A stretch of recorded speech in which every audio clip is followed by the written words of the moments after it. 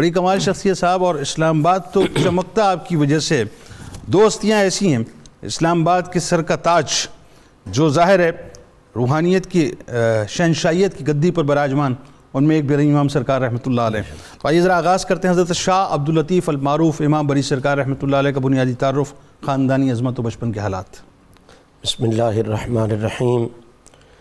مالک حقیقی کا بے انتہا احسان ہے کہ اس نے ایک مرتبہ پھر اپنے کرم، اپنے محبوب پاک کے توسل اور اولیاء کاملین کی نسبتوں کا صدقہ ہم ایسوں کو ان پاکان امت کے پاک ذکر کے لیے منتخب فرمایا کہ جن کی پانکی کا ڈنکا فرشوں پہ بھی بجتا ہے اور عرشوں پہ بھی بجتا ہے.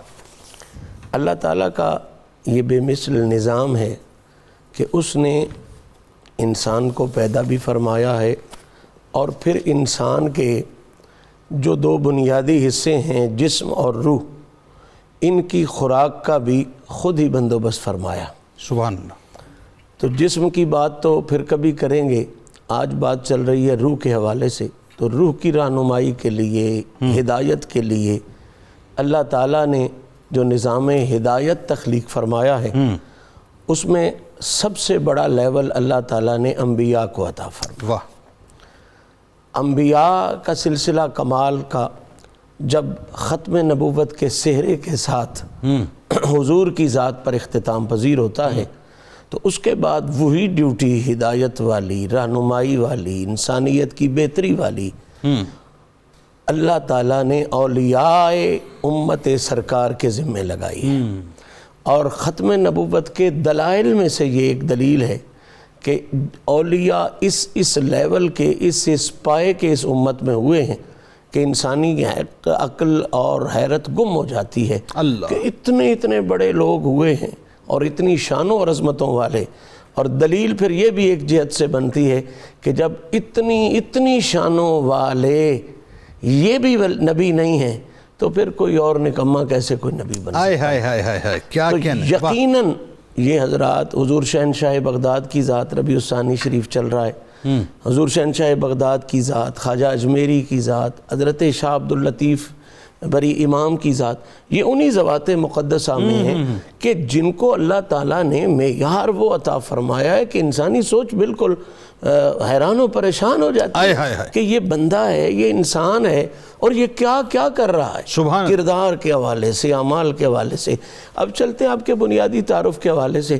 تو بنیادی تعارف میں سب سے پہلی بات تو ظاہری بات ہے یہی آتی ہے کہ آپ کے خاندان عالی شان، جو امیجیٹ خاندان ہے، جو قریبی خاندان ہے، اس کا تعلق کرسال سے ہے. ٹھیک ہے. یہ ایک گاؤں ہے بڑا معروف، میں نے اس گاؤں کی زیارت کی ہے، بلکہ وہاں پر حضرت بری امام کا عرس بھی ہوتا ہے.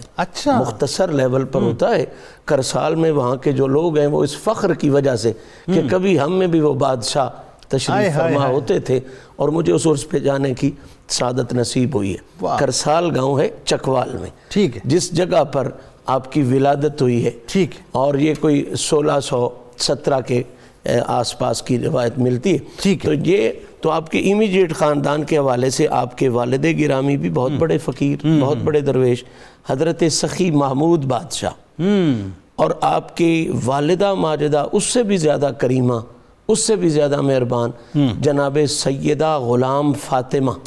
غلام فاطمہ. کیا بات. اس میں کوئی شک نہیں ہے جی کہ کائنات میں اب جو بھی فاطمہ ہوگی وہ غلام فاطمہ، اور یہی سب سے بڑا کسی بھی عورت کا شرف ہے کہ وہ غلام فاطمہ بن جائے. سبحان اللہ. اس سے آگے عورت کے لیے اور معیار ہی کوئی نہیں. اور یہی اصل میں عورت کے عورت ہونے کا حق ہے کہ وہ غلام فاطمہ بنے.